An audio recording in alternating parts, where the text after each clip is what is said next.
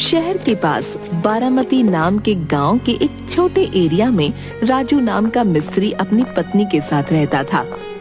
वो बहुत मेहनती था। उसकी पत्नी का नाम कमला था।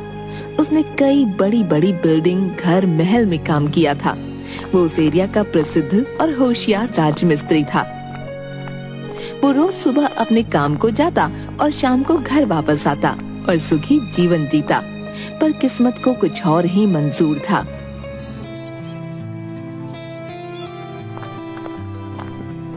कमला, आज बहुत देर हो गई काम पे जाने में। हाँ, तेल खत्म हो गया था। दुकान गई थी तेल लेने।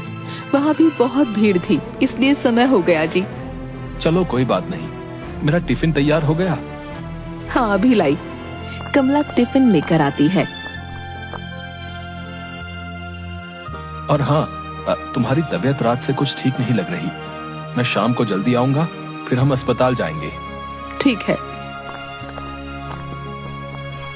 राजू और कमला अस्पताल से खुशखबरी सुनकर आते हैं।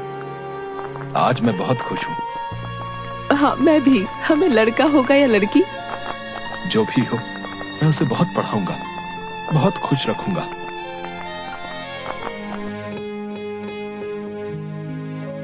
नौ महीने बाद राजू और कमला को लड़का होता है।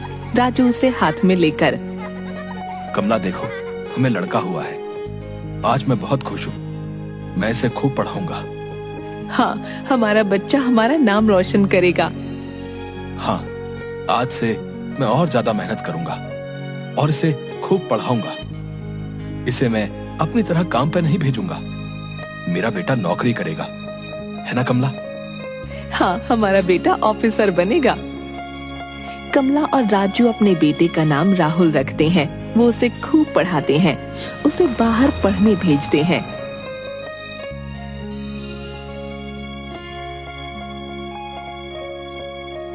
बहुत दिन हो गए, ना राहुल का कोई फोन आया, ना कोई खबर, ना राहुल आया।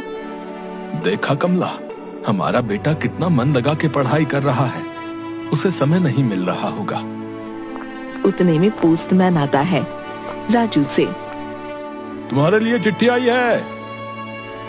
अब किसकी है भाई?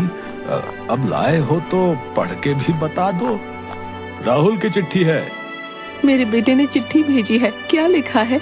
देखा कमला, तुम बेमतलब में घबराती हो। कहता है, माँ बाबा आप कैसे हैं? मैं यहाँ ठीक हूँ, मेरी चिंता मत करो, मैं जल्दी ही आऊंगा। और हाँ बाबा, मेरी अब नौकरी लगने वाली है। उसके लिए मुझे 1 लाख रुपयों की जरूरत है, नहीं तो मुझे नौकरी नहीं मिलेगी और मेरी पूरी मेहनत पानी में चली जाएगी। हाय दैया, ये जालिम जमाना। एक तो महंगी पढ़ाई और उसके बाद कमीशन भी मांगते हैं नौकरी लगने के लिए। चाहे कुछ भी हो जाए, मैं अपने राहुल को हारने नहीं दूंगा। अरे हाँ मिस्त्री साहिब, पर पैसे कहाँ से लाओगे? कोई बैंक लूटेंगे या अपनी किडनी बेच देंगे? बोलो भला। नहीं, मैं धन्ना सेठ से बात करूंगा जो ब्याज पर पैसे देता है। हाँ, पर वो पैसे के बदले कुछ गिरवी रख लेगा। तुम्हारे पास क्या है गिरवी रखने को? हमारा ये घर, हम अपने बेटे के लिए इसे भी बेच देंगे, चाहे हमें कहीं सड़क पर रहना पड़े। और इस तरह राजू धन्ना सेठ साहूकार के पास से पैसे लेके अपने लड़के राहुल को भेजता है। उधर राहुल नौकरी पे लगता है।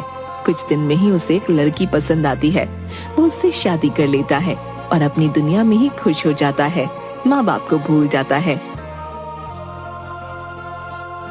सुनो जी, इतने साल हो गए, अभी तक हमारा लड़का हमसे मिलने नहीं आया। कैसा होगा वो? उसका कोई अता पता नहीं है। कमला, तुम चिंता मत करो। उसने बोला था मैं आऊंगा तो आएगा।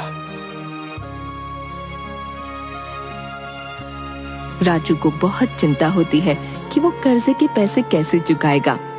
अब वो सोचता है कि वो कहीं काम ढूंढेगा। सुबह कमला, मैं काम ढूंढने जा रहा हूँ। इस उम्र में आपसे काम नहीं हो पाएगा जी। लेकिन धन्ना सेठ का कर्जा भी तो चुकाना है। लेकिन आपको इस उम्र में काम कौन देगा? तजुर्बा है इतने सालों का कमला, कोई ना कोई काम तो दे ही देगा। और राजू काम ढूंढने निकल जाता है। जाते जाते एक जगह काम चल रहा होता है। वहाँ काम वालों पर उनका मालिक लाला सेठ ठेकेदार बहुत चिल्लाता रहता है। क्या हुआ साहब? अरे तुम्हें बता के क्या करूं, हैं? मेरा दिमाग खराब करके रखा है इन्होंने। इन्हें इस बिल्डिंग की ये दीवार दिल के आकार के डिजाइन में बनाने को बोला है घर के मालिक ने। 4 बार दीवार बनाकर गिरा चुके हैं ये कमबख्त कहीं के। अगर वो दिल का डिजाइन नहीं बना पाए हम लोग तो बहुत बड़ा नुकसान हो जाएगा। साहब मुझे थोड़ा बहुत तजुर्बा है, अगर बुरा न माने तो मैं कोशिश करूं। अब इस बुढ़ापे में तू क्या सुधरेगा? चल बोल रहा है तो तू भी कर ले। पहले इसका बेस मजबूत रखिए और बाद में सलाख डालकर धीरे धीरे ईंटें घुमावदार बनाइए, जिससे उनका काम सही हो जाता है।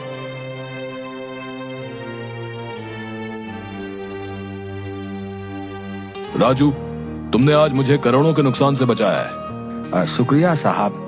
बोलो तुम्हें क्या तोहफा चाहिए? साहब मुझे कोई तोहफा नहीं चाहिए, लेकिन कोई छोटा मोटा काम मिल जाएगा तो बड़ी मेहरबानी होगी।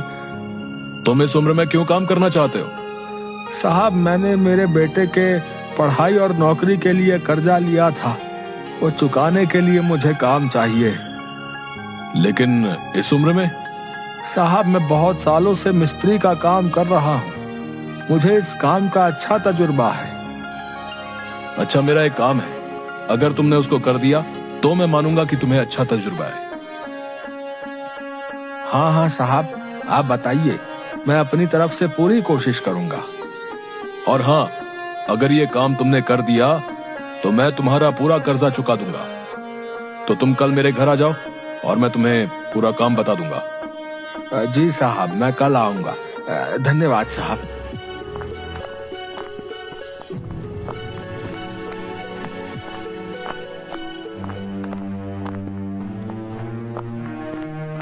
क्या हुआ, आप इतने परेशान क्यों हो? काम नहीं मिला? कोई बात नहीं, हम कुछ ना कुछ कर लेंगे, परेशान मत होइए। कमला ऐसा काम मिला है जिससे हमारा पूरा कर्जा चुकता हो सकता है। फिर आप परेशान क्यों हो? और इस उम्र में ऐसा क्या काम जिससे हमारा पूरा कर्जा चुकता हो जाएगा? वही सोच रहा हूँ, अभी कल लाला सेठ जी के घर जाके ही पता चलेगा कि क्या काम है।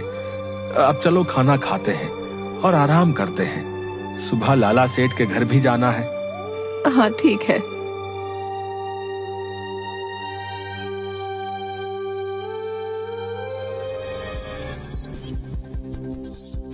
दूसरे दिन सुबह राज मिस्त्री लाला सेठ के घर जाता है। वहाँ उसे एक छोटा बच्चा खेलते हुए दिखता है। राज मिस्त्री उस बच्चे को देखकर मुस्कुराता है और दरवाजे की ओर आवाज लगाता है। साहब साहब। अरे तुम आ गए, आओ बैठो। राजू, ये मेरी लड़की है मोनिका। नमस्ते मालकिन। ये बाहर पढ़ाई करती थी, कुछ साल पहले ही इसकी शादी हुई है। लड़का भी आसपास के गांव का है। और ये रहा इसका शरारती बच्चा। इसका एक सपना था कि हमारी खुद की एक जोहरी की दुकान रहे गांव में। इतने में मोनिका बोलती है, बात यह है कि 3 साल पहले हमने ये बाजू में ही अच्छी बड़ी दुकान बनाई, लेकिन हर 4 या 5 महीने में हमारी दुकान की तिजोरी से पैसे गायब होते हैं। अभी पिछले महीने में भी चोरी हुई। अगर तुम्हारे पास उसका कोई इलाज है तो बताओ। पहले मुझे जरा दिखाओ, मैं वहीं पर कुछ ना कुछ दिमाग लगाकर इंतजाम कर दूंगा। लेकिन इस उम्र में राज मिस्त्री जी कितना दिमाग लगाओगे? बड़े बड़े इंजीनियर फेल हो चुके हैं। साहब मैं लिखा पढ़ा इंजीनियर तो नहीं हूँ, परंतु बहुत सालों से मैंने मिस्त्री का काम किया है, मुझे इस काम का अच्छा तजुर्बा है। साहब क्या आप मुझे अपनी दुकान दिखा सकते हैं? हाँ बिल्कुल। राजमिस्त्री पूरी दुकान देखने के बाद, देखिए यहाँ हमने पक्के से पक्का लॉकर बनाया, पर कोई ना कोई चोरी हो ही जाती है। इसका कुछ उपाय है आपके पास, या हमें कोई नया घर बनाना पड़ेगा पैसे रखने के लिए? राजू मिस्त्री कुछ देर सोचता है। जी कोई बात नहीं, ये तो बहुत आसान है। मैं अभी 5 मिनट में इस चोरी की समस्या को दूर कर देता हूँ। तुम तो ऐसे बता रहे हो जैसे कोई बीरबल का दिमाग है तुम्हारे पास। जी मैं बीरबल जैसा दिमागदार तो नहीं हूँ, परंतु सुनिए एक तर्क की बात बताता हूँ। तो जल्दी बताओ। साहब, आपने आपके दुकान की तिजोरी एक कोने में रखी है। अगर आप उस तिजोरी को बीचों बीच रखते हैं तो उस पर सबकी नजर रहेगी। एक बार उसे जगह से हटाइए और बीच में ला के देखिए, सबकी नजरों के सामने रहेगी। और उसे इस तरीके से बनाइए कि किसी की समझ में ना आए कि वो तिजोरी है। जैसे उसके ऊपर बैठने का टेबल बना लीजिए। आइडिया तो मुझे अच्छा लगा, पर आप ही अपने हाथों से इसे टेबल के जैसे आकार का बना दीजिए। ठीक है, ऐसा करके देखते हैं। अगर मेरी दुकान में 6 महीने के अंदर चोरी नहीं हुई तो मैं तुम्हारा पूरा कर्जा चुका दूंगा। ठीक है साहब। वो उस तिजोरी का काम 5-6 दिन में खत्म कर लेते हैं। राजू मिस्त्री काम खत्म होने के बाद घर में ही रहता है कि अब क्या करे। क्या सोच रहे हो? सोच रहा हूँ कि जो लाला के यहाँ काम हुआ वो बराबर है या नहीं। अगर वहाँ चोरी हुई तो पैसे नहीं मिलेंगे, फिर हम क्या करेंगे? आप परेशान मत हो, जो भी होगा अच्छे के लिए होगा।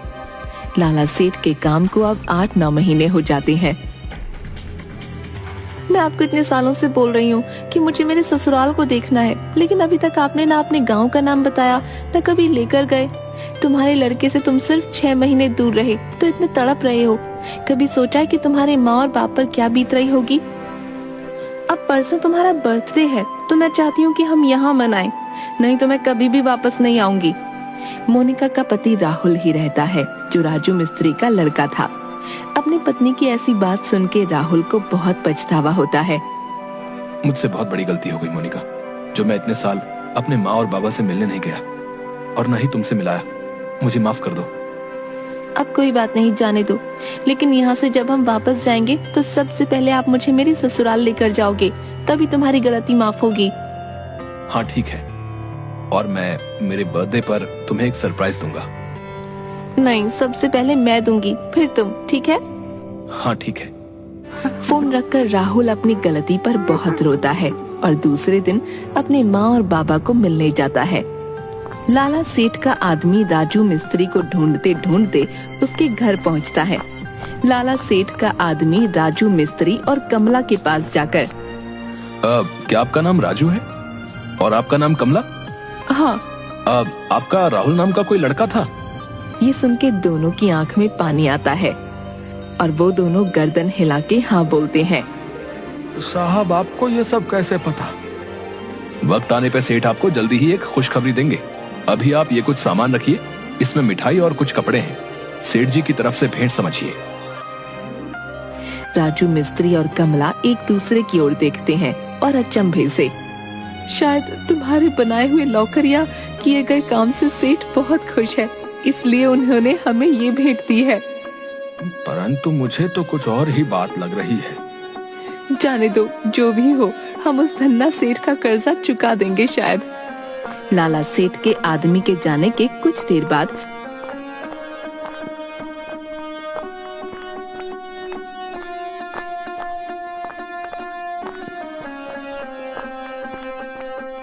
एक जवान लड़का सूट बूट टाई पहनकर एक बड़ा बैग हाथ में लिए घर के दरवाजे से अंदर आता है।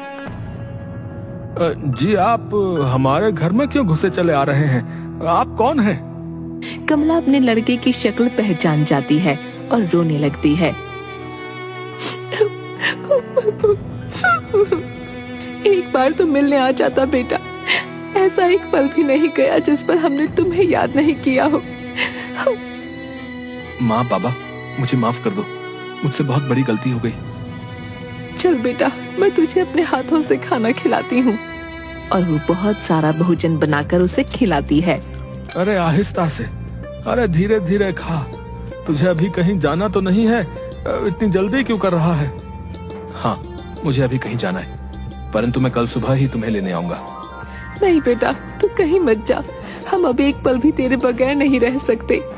माँ, बस एक दिन की बात है और मैं तुम्हें बहुत बड़ी खुशखबरी देने वाला हूँ। कमला और राजू मिस्त्री एक दूसरे की ओर देखते हैं। हाँ बेटा, जल्दी आना, हम इंतजार कर रहे हैं।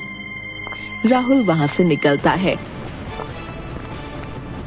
जरूर कोई ना कोई बात है, जब सेठ जी भी यही बात कह कर गए, हमारा राहुल भी। इतने में लाला सेठ का एक आदमी राम प्रसाद राजू मिस्त्री के घर आता है। राज मिस्त्री, तुम दोनों को कल जो है लाला सेठ के यहाँ बुलाया है। हाँ हाँ, हम आ जाएंगे, परंतु बात क्या है, कोई तो बताए। दूसरे दिन राजू मिस्त्री और कमला लाला सेठ के घर जाते हैं। आओ राजू, तुमने जो काम हमारी दुकान के लिए किया उससे अभी तक हमारी दुकान में चोरी नहीं हुई। ये तुम्हारे कर्जे के पैसे और ये तुम्हारा इनाम। ऐसा बोलकर और पैसे देता है। उतने में अंदर से राहुल और मोनिका आते हैं। तुम बोल रहे थे ना कि अभी दुकान में चोरी बंद हो गई, किसने काम किया? ये है वो जिन्होंने काम किया। तुम बोल रही थी ना कि मैं तुम्हें तुम्हारे ससुराल लेके नहीं गया। देखो, इनसे मिलो। यही मेरी माँ और ये मेरे बाबा है। माँ बाबा, ये मेरी पत्नी है मोनिका और मेरा बेटा बंटी। मोनिका उनके पैर पड़ती है। वो आशीर्वाद देते हैं और बंटी को गले लगाते हैं। अरे मुझे पता था मेरी बेटी किसी हीरे को ही चुनेगी।